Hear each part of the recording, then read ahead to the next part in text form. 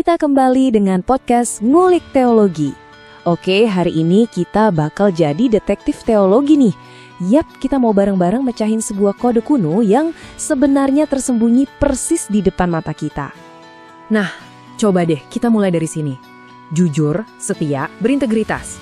Kelihatannya kan mirip-mirip aja ya, kayak ya sinonim lah. Tapi gimana kalau ternyata ketiga kata ini tuh bukan cuma mirip, tapi sebenarnya adalah 3 tahap dalam satu perjalanan. Sebuah proses pembentukan karakter yang sering banget kita lewatin gitu aja. Dan ternyata jawabannya itu tersembunyi loh di dalam satu kata Ibrani kuno yang unik banget. Cuma satu kata dari kitab Amsal, tapi isinya itu rahasia tentang gimana karakter kita dibentuk. Penasaran kan? Yuk kita bedah bareng. Oke, kenalin nih tersangka utama kita, Imunah. Uniknya kata ini tuh super langka, cuma muncul 2 kali di seluruh kitab Amsal. Dan yang bikin makin seru, para ahli teologi paling jago sekalipun masih pada debat soal apa sih arti sebenarnya. So, ayo kita buka berkas kasusnya.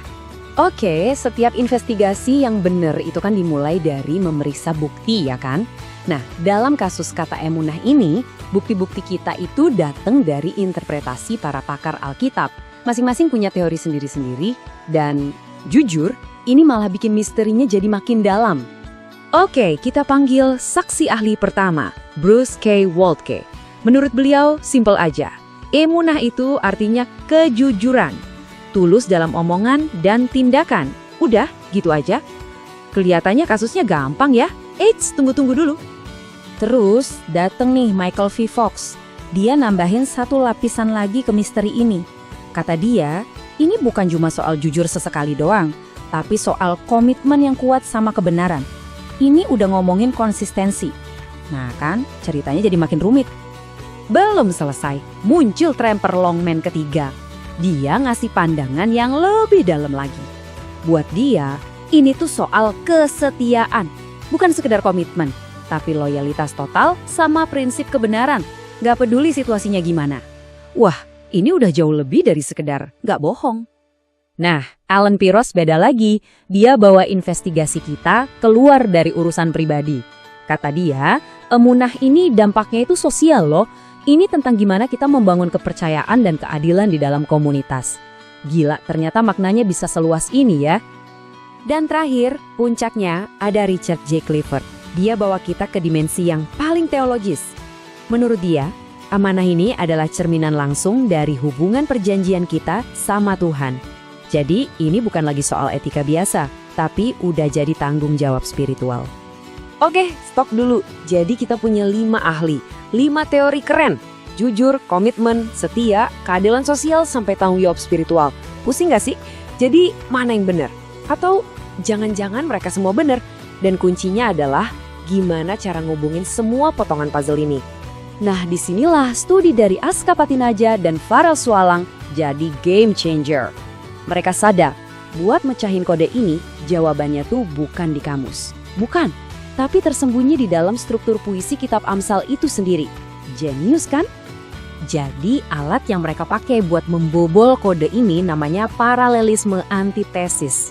Kedengarannya ribet ya, tapi idenya simpel banget kok. Penulis Amsal itu sengaja naruh 2 ide yang berlawanan sebelahan. Tujuannya biar maknanya jadi makin tajam. Kalau kamu taruh warna hitam di sebelah putih, warna putihnya kan jadi kelihatan makin cerah. Nah, prinsipnya kayak gitu. Coba kita lihat langsung buktinya di Amsal 12 ayat 22. Perhatiin deh, di satu baris ada bibir dusta, sesuatu yang dibenci Tuhan. Terus di baris lawannya ada orang yang berlaku emunah, yang justru bikin Tuhan senang. Kontras ini nih petunjuk paling gedenya. Emunah sengaja dipasang sebagai kebalikan mutlak dari kepalsuan. Dan disinilah momen ahanya. Dari struktur ini jadi ketahuan kalau emunah itu bukan sekedar sifat pasif. Bukan cuma punya kejujuran. Kata kerja Ibrani yang dipakai itu berlaku atau melakukan. Yang artinya ini adalah sebuah proses. Sesuatu yang aktif dan sengaja kita lakuin. Pilihan sadar buat hidup dalam kebenaran terus-menerus. So, inilah puncak dari investigasi kita. Berdasarkan semua bukti tadi, Patinaja dan Swalang nyimpulin kalau emunah itu bukan cuma satu kata dengan satu arti. Bukan, tapi ini adalah sebuah peta perjalanan, peta pembentukan karakter yang punya 3 tahap. Dan Misteri ini akhirnya terpecahkan. Gini perjalanannya. Tahap pertama itu kejujuran. Ini fondasinya, dasarnya banget, ngomong dan bertindak sesuai fakta. Nah, ketika kejujuran ini kita lakuin terus-menerus, diulang-ulang secara konsisten, dia bakal mengeras jadi kesetiaan. Ini udah jadi komitmen yang kokoh. Dan puncaknya, integritas. Ini kondisi di mana udah nggak ada lagi bedanya antara yang kita tampilkan di luar dan siapa kita sebenarnya di dalam, bahkan pas nggak ada yang lihat. Jadi, apa artinya para ahli tadi salah semua? Enggak sama sekali. Justru sebaliknya, mereka semua benar. Model 3 tahap ini justru menyatukan semua pandangan mereka. Emunah itu adalah sebuah repetisi. Kejujurannya Wolke, kalau diulang-ulang bakal ngebangun komitmen dan kesetiaannya Fox dan Longman. Dan kalau itu terus dilakuin, ujungnya bakal ngebentuk integritas yang punya dampak sosial dan spiritual. Persis kayak kata Ross dan Clifford. Keren banget kan? Oke, teorinya keren banget. Kita udah mecahin kodenya. Tapi sekarang pertanyaan paling penting, so what? Terus kenapa? Gimana caranya kita di kehidupan kita yang sekarang bisa nerapin perjalanan emunah ini? Yuk kita masuk ke bagian praktisnya. Semuanya tanpa kecuali dimulai dari langkah pertama, kejujuran. Dan ini bukan cuma soal nggak bohong ya, tapi lebih ke milih hidup transparan, berani ngaku gue salah, gue nggak tahu, atau gue butuh bantuan. Inilah dasar dari kesaksian iman yang otentik, bukan yang isinya pencitraan doang. Dari situ kita lanjut nge-gym buat ngebangun kesetiaan. Anggap aja ini kayak ngelatih otot. Tiap kali kita nepatin janji sekecil apapun itu, tiap kali kita ngerjain tugas sampai tuntas, tiap kali kita ambil tanggung jawab, kita itu lagi ngelatih otot kesetiaan kita. Ini benar-benar hasil dari kejujuran yang kita lakuin berulang kali. Dan goal akhirnya, integritas. Ini adalah level di mana udah nggak ada lagi bedanya antara persona kita di Instagram sama kita di kehidupan nyata. Gak ada lagi bedanya antara siapa kita di gereja dan siapa kita pas lagi sendirian di kamar.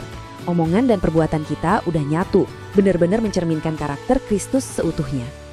Ujung-ujungnya seperti yang disimpulkan oleh Patinaja dan Swalang, tujuan semua ini tuh lebih besar dari diri kita sendiri. Orang percaya yang benar-benar ngejalanin proses imunah ini pada akhirnya bakal jadi terang yang nyata di tengah dunia yang ya kita tahu sendiri seringkali abu-abu dan penuh kepalsuan. Jadi setelah kita bareng-bareng mecahin kode ini, pertanyaannya sekarang kembali ke masing-masing kita. Kalau imunah itu adalah perjalanan 3 tahap, jujur, setia, terus integritas, kira-kira posisi kamu sekarang lagi ada di tahap mana? Dan yang paling penting, apa satu langkah kecil aja yang bisa kamu ambil hari ini buat naik ke level selanjutnya? Tuhan Yesus memberkati.